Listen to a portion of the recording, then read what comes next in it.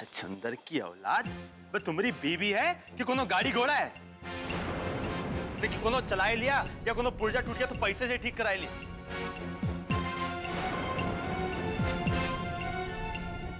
बेवफाई किए तुम्हारे साथ, इसकी तो पकड़ पकड़ इसको और चला गोली। चला अब्बे के अब्बे खत्म कर दे, फिर हमरे मन को ठंडक पहुंचेगी। चला बे चला।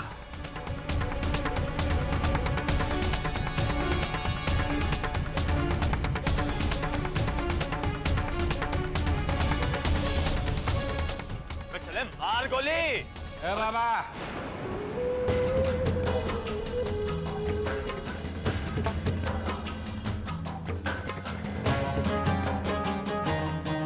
क्या बे?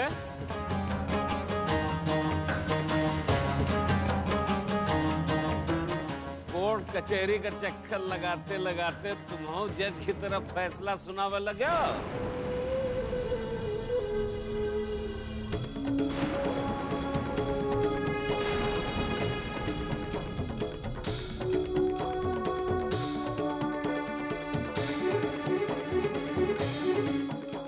चलो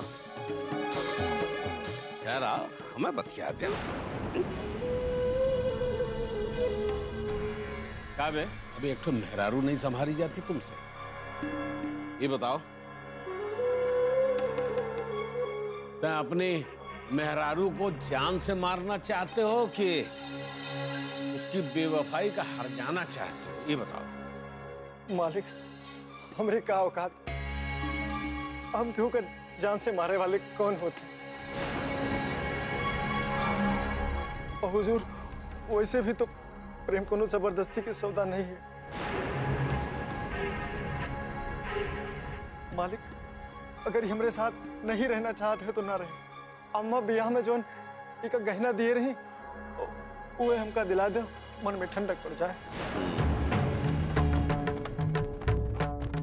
तेरे मन की ठंडक की ऐसे निकल निकल यहाँ से। अबे मनाई मजूस ऐसे बात नहीं करते यार, हमेशा काम बिगाड़े पे तुले रहते हो।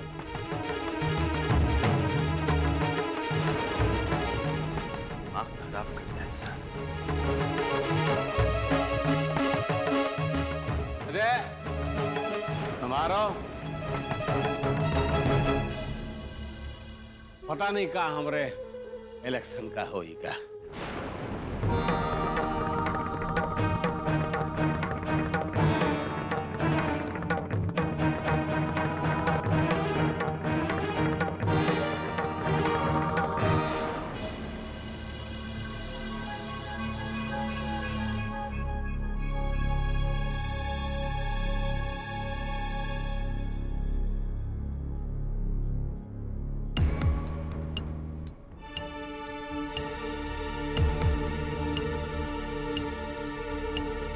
कृष्णा तुमने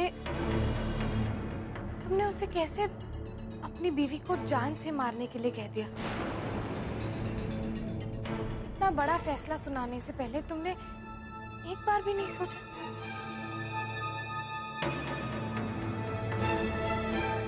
उसने काम ही ऐसा किया, ना सोचा जा सकता है और ना ही माफ किया जा सकता है।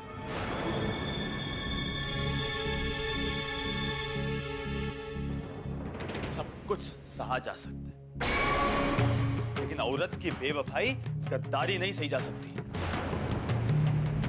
कम से कम हम तो बिल्कुल नहीं सह सकते। अरे हमरी ये तो रगों में ऐसे आग के गोले दौड़ने लगते हैं।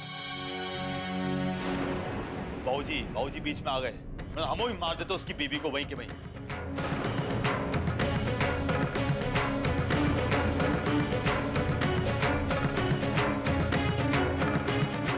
मामले में हम बहुत पक्के, एकदम बात साफ। प्यार हो मोहब्बत हो तो दिल से हो, दोनों धोखाधड़ी नहीं। ये सब अगर तुम की होती ना तो तुमको भी यही सजा सुना।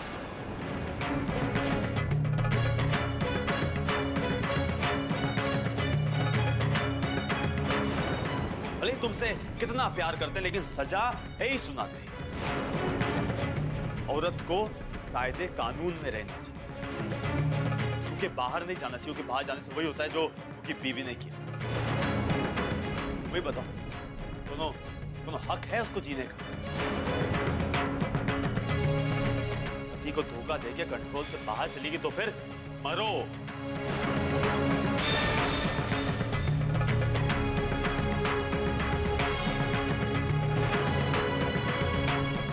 ये चीज के लिए और कोनो सजा हो ही नहीं सकती,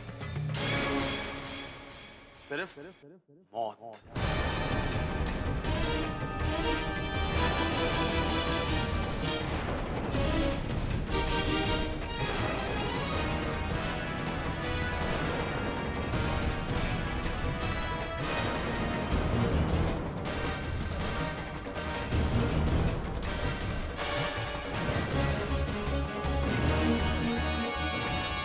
अगर तुम कृष्णा को ये बता दोगी तो वो इस बात पर कभी विश्वास नहीं करेगा कि अंगद ने तुम्हें अगवा करके एक रात अपने कब्जे में रखा और तुम्हारे साथ कुछ भी गलत नहीं हुआ। और हो सकता है कि वो अंगद की तो जान ले ही ले, और मुमकिन है कि वो ये शादी भी तोड़ दे।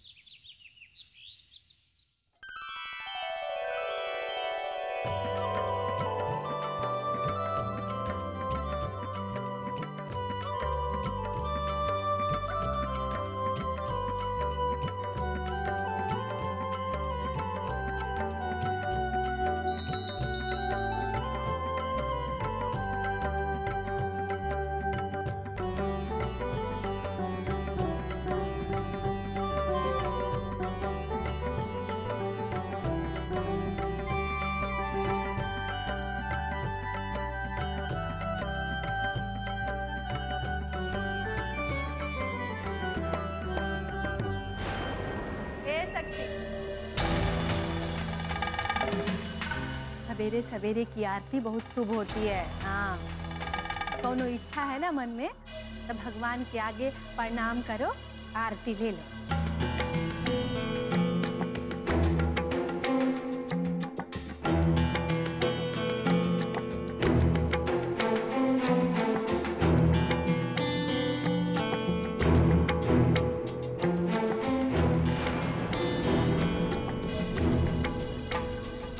हमरी कोनो एक मांग थोड़े है,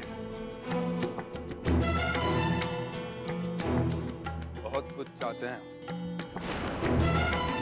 अब भाई तुम्हें ही बता दो अम्मा के काम मांगे हैं। कृष्णा के ससुर की रिहाई या बाबूजी की जीत।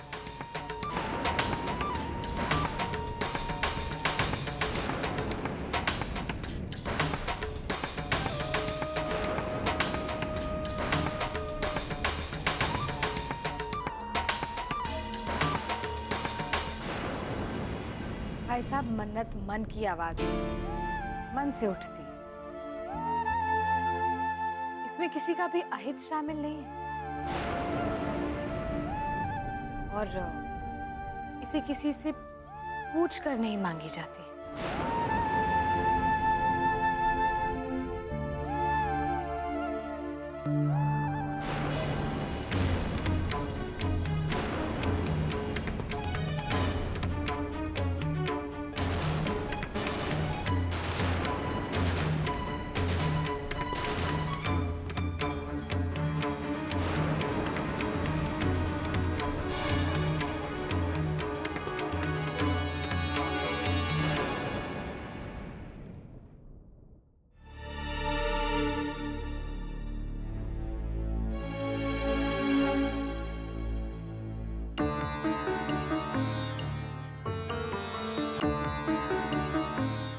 भी कभी कभी ऐसा काम कर देते हो कि हमको गुस्सा आ जाता है, लेकिन वो गुस्से का है, उनका उबाल ज्यादा देर तक थोड़ी रहता है। वो जैसे फुग्गे की हवा की तरह से फुर्र हो जाता है। हाँ, वो फुग्गा रह जाता है, मतलब प्यार वहीं रह जाता है। कि तुम्हारी वजह से ना वही मतलब जिंदगी बदल गई, जिंदगी के सारे नियम बदल गए। हम कभी सोचे ही नहीं थे कि अम्मा बाबूजी के खिलाफ जाके मेहरिया का साथ दें, लेकिन देखो वही सब कर रहे हैं। अभी सब तो प्रेम की बात है। हो गया तो हो गया, दिल लग गया तुमसे, अब क्या करें। हमें तो फिर ऐसे ही होता है। और माँ बाबूजी क्या करते, उनके कहने से तुमको थोड़ी छोड़ देते। तुम हमारे लिए हमारे घर में आई हो तो तुम्हारी जिम्मेदारी हमारा फर्ज। क्या बात है, आज बहुत समझदारी की बातें कर रहे हो। तो अरे मेरे पति जो ठहरे,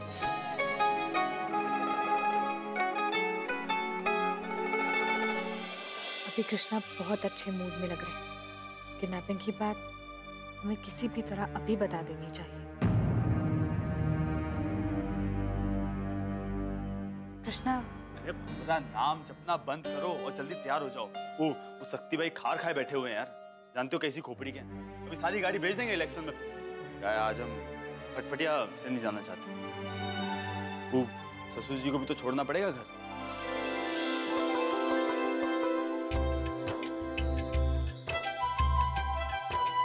तुम यही चाहती हो ना, तो हम भी यही चाहेंगे।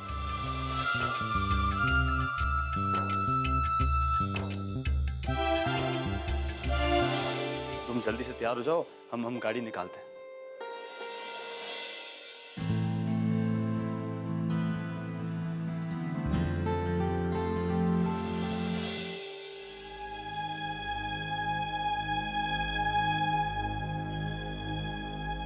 रोक के ड्राइवर, चलाना है। क्या रहे साहब? सवारी निकल रही है, कहा करते हो कुछ खास? हाँ वही हम सोच रहे थे। सलाम ऐसे चल के जा रहा है, कोनो अभी तक टंगड़ी नहीं अड़ाया यार।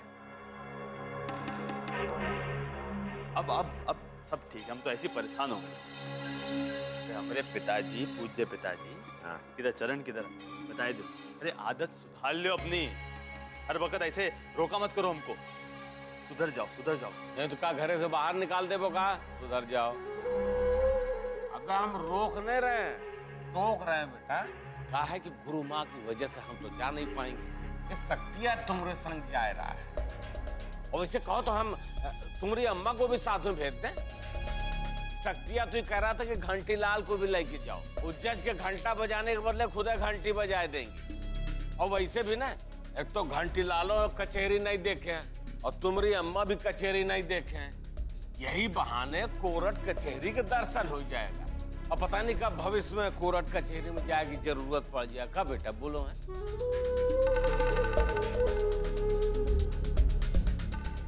वैसे भी तुम ना घर के इज्जत की अच्छा कोर्ट में नुमाइश करवा रहे हो बेटा। रोज बन संवर के वहां पहुंच जाती हैं, पता नहीं ससुरा केस कब तक चलेगा। और रोज ही सज संवर के वहां पहुंचेंगे और ठाकुर सज्जन सिंह के इज्जत की मटिया मेट हो जाएगी। और तुम ससुर सारथी बन के पूरे इलाहाबाद में रथ दौड़ाते फिरना। अच्छा, अब हम सारथी लगने लगे। और कल तक जौन तुम चुनाव प्रचार के लिए प्रतिज्ञा को बिठाए के रथ दौड़ाया, तब तुम क्या थे? ससुर। हाँ देख रहे हैं ससुर, छोटे बड़े सब मंच पे ऐसे हजारों लोगों के सामने प्रतिज्ञा को जाके खड़ा कर दिए, तब परिवार की इज्जत नहीं गई। तब तो इज्जत बढ़ रही थी। क्यों? और आज जब वो अपने बाप के लिए केस लड़ रही है तो तुम्हारी इज्जत की धज्जियां उड़ रही है, मट्टी पलीत हो रही तुम्हारी है।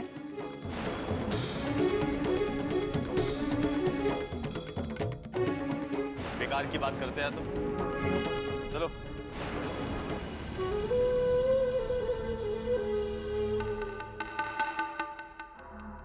अबे रास्ता में मोर का पंख मिले ना तो लगा लियो, ससुर सारथी बने चले बेहुदा।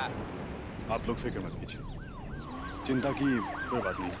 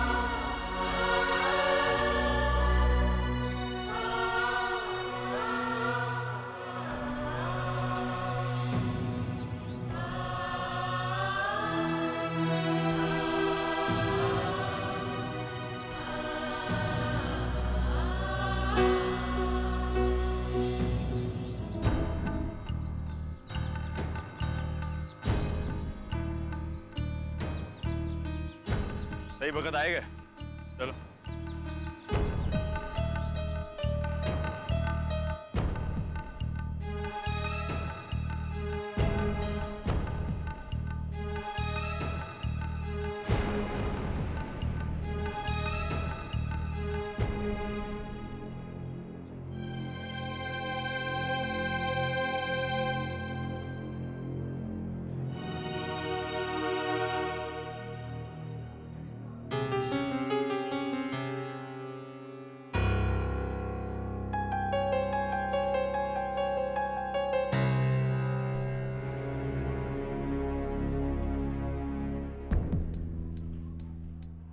श्याम सक्सेना को कटघरे में बुलाया जाए। श्याम जी सक्सेना अदालत में हाजिर हो।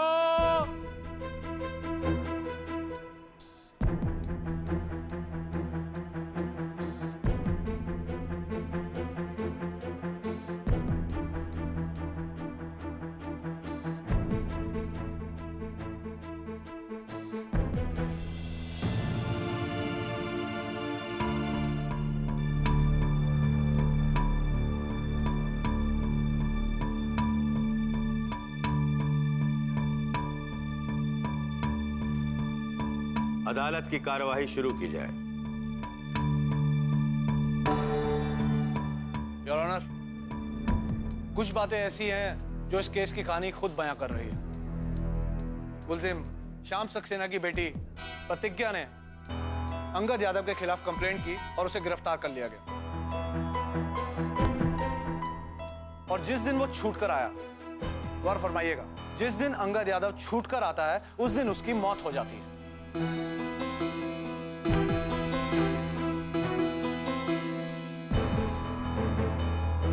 मुल्जिम श्याम सक्सेना पुलिस में जाकर कबूल करते हैं कि ये खून उनके हाथों हुआ। और अब मेरे काबिल दोस्त और वकील मिस्टर अमन माथुर ये बोल रहे हैं कि अंगद यादव खुद ब खुद मरा, मुल्जिम श्याम सक्सेना बेकसूर हैं। माय लॉर्ड, मैं श्याम जी से ये पूछना चाहूंगा कि उस रात हुआ क्या था?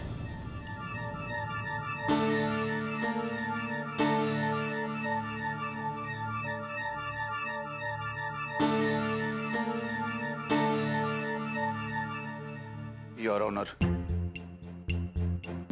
दरअसल उस वक्त हम कुछ समझ ही नहीं पाए। अंगद का पांव फिसला और वो नीचे खाई में जा गिरा।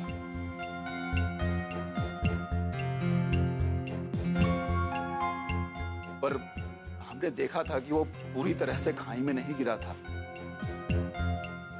बल्कि थोड़ी दूर फिसलने के बाद किसी चीज के सहारे वो लटका हुआ था।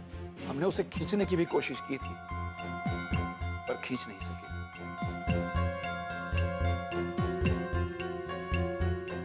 श्याम जी, आप अपने बयान से पलट रहे हैं। पहले आपने ये कहा कि अंगद यादव आपके हाथों मरा है, और अब आप ये कह रहे हैं कि आप उसे खींच नहीं सके। माय लॉर्ड, सरकारी वकील खुद अपने मुंह से कह रहे हैं कि मिस्टर श्याम अंगद यादव को खींच नहीं सके। मैं उनकी इस बात से इत्तेफाक रखता हूं माय लॉर्ड, लेकिन ना खींचने का मतलब ये नहीं कि मिस्टर श्याम ने अंगद यादव का कत्ल किया है। Objection sustain. Thank you my Lord. आप ये बताइए कि अंगद यादव फिसला कैसे?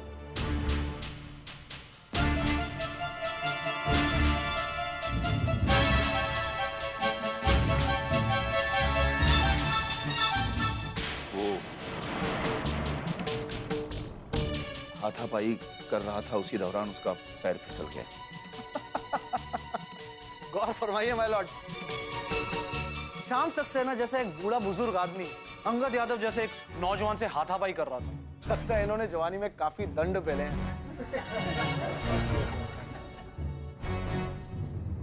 I object my Lord. Order, order.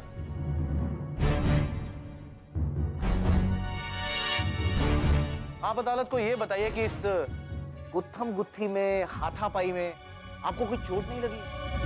कोई खरोंच?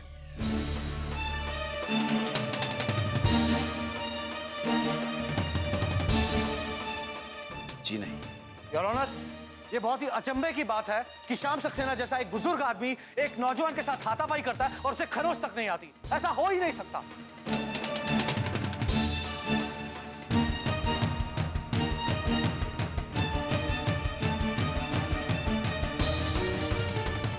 पूरी सिचुएशन का जायजा लेने के बाद सिर्फ और सिर्फ यही बात सामने आती है कि श्याम सक्सेना ने पूरी ताकत के साथ किनारे पे खड़े हुए अंगद यादव को धक्का दिया।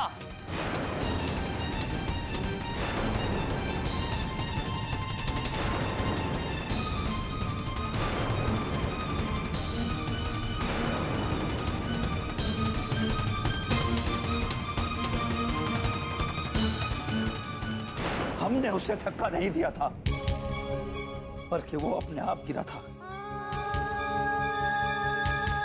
बल्कि हमने तो उसे बचाने की भी कोशिश की, पर बचा ना सके। बस यही वजह है कि हम अपने आप को उसकी मौत का जिम्मेदार मानने लगे।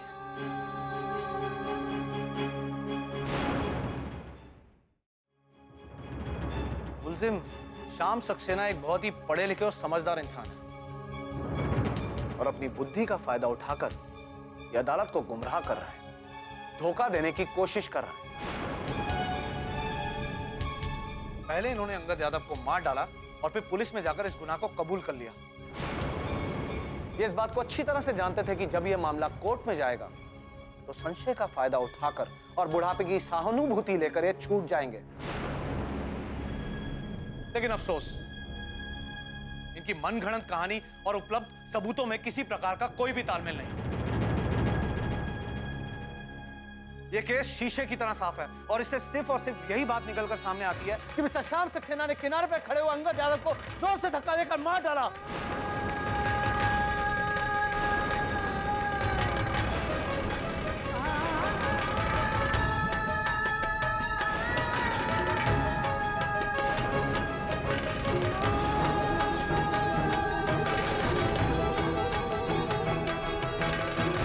मार भी डाला और बचाने की कोशिश भी की, लेकिन खींच नहीं सके। और एक बात और ध्यान देने वाली माय लॉर्ड, बचाव पक्ष के पास इनकी मनगढ़ंत कहानी को साबित करने के लिए ना तो कोई सबूत है और ना ही कोई चश्मदीद गवाह। मेरे काबिल दोस्त यहाँ पर चश्मदीद गवाह चाहते हैं और चश्मदीद गवाह है मिलॉर्ड, वो भी इसी अदालत में मौजूद हैं और वो हैं मिस्टर श्याम सक्सेना के बेटे आदर्श सक्सेना।